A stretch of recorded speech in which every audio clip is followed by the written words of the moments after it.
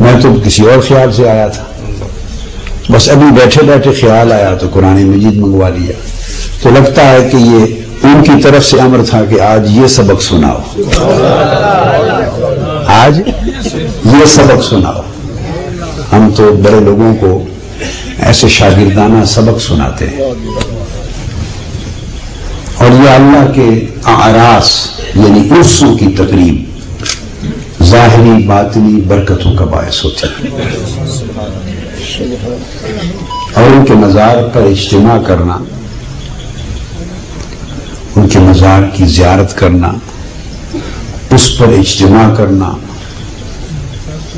منبر بنانا، خطاب کرنا، اللہ اور اللہ کے رسول کی بات، اہل اللہ کی بات کرنا سننا، یہ براہ راست حضور نبی اکرم صلی اللہ علیہ وسلم کی سنت ہے۔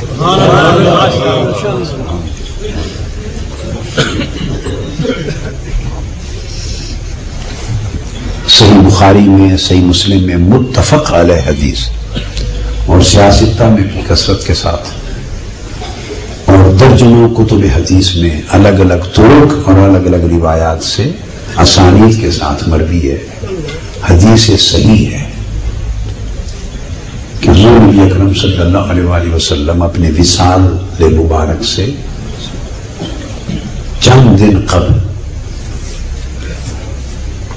صحابہ کرام کی جماعت کو، ہجوم کو، غلاموں کو ساتھ لے کر شہدائے احد کے مزار پر تشریف لے گئے، اور یہ زیارت اور یہ وہاں تشریف لے جانا تنہا نہیں تھا، صحابہ کرام کی جماعت اور ہجوم کے ساتھ تھا، اجتماع کے ساتھ تھا۔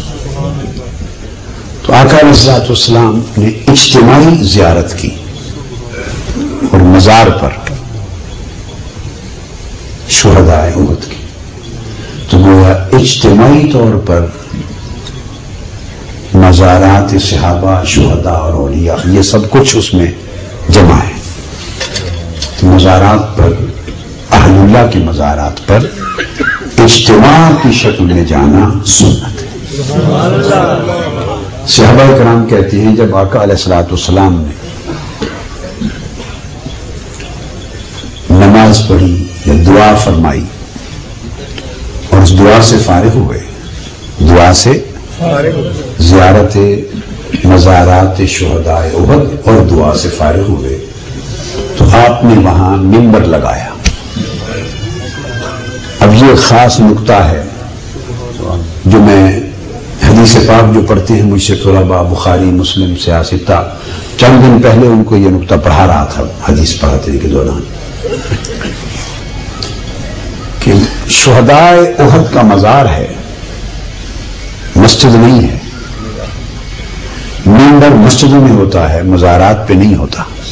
منبر مسجدوں میں ہوتا ہے، مزارات میں نہیں ہوتا، الا یہ کہ وہاں بھی مسجد ہو، خطبہ و جمعہ ہوتا ہو، خطبہ ہو تو پھر منبر ہوگا۔ تو اس وقت تو آبادی نہیں تھی، تو باہر ایک پہاڑ کا دامن تھا، میدان جنگ تھا، شہید ہو گئے وہیں دفنائے گئے، وہاں تو کوئی مسجد، کوئی جمعہ نام کی چیز، مسجد تو مدینہ پاک کے شہر میں تھی، مسجد نبوی۔ تو بخاری مسلم میں حدیث متفق علیہ آتا ہے، صحابہ کرام فرماتے ہیں کہ فارغ ہو کر آقا علیہ السلام منبر پہ تشریف فرما ہوئے۔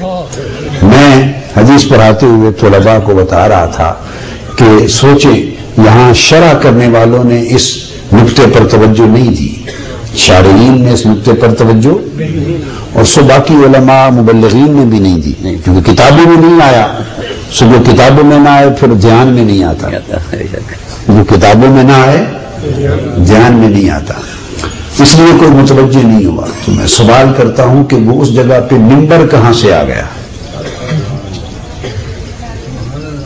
واضح بات ہے کہ منبر مدینہ پاک سے چلتے ہوئے اہتماماً ساتھ لے کر آئے تھے، یہ ارادہ تھا کہ زیارت مزارات کی ہوگی، فاتحہ ہوگا، اور آقا علیہ السلام نے اس اجتماع میں خطاب کرنے کو اپنی سنت بنانے کے لیے منبر ساتھ اٹھوا دیا،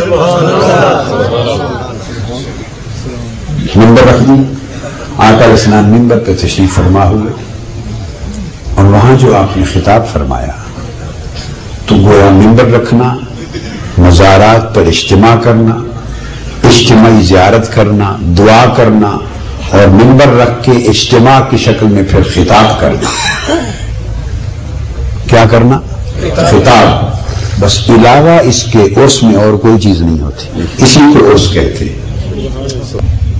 ایک اللہ پاک نے فرمایا وَعِندَهُ مَفَاتِحُ الْغَيْبِ، اللہ پاک نے اپنی شان میں فرمایا لا يعلمها الا هو، کہ غیب کی سب کنجیاں اللہ کے پاس،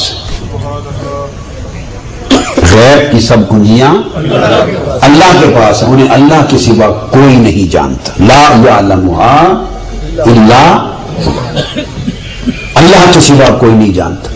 بعض لوگ اس سے یہ خیال کرتے ہیں کہ اب یہ جو مغیبات ہیں، غیب کے علم کی نعمتیں ہیں، بس یہ صرف اللہ کے پاس اور اس کے اللہ کے سوا کوئی نہ جانتا ہے نہ جان سکتا ہے.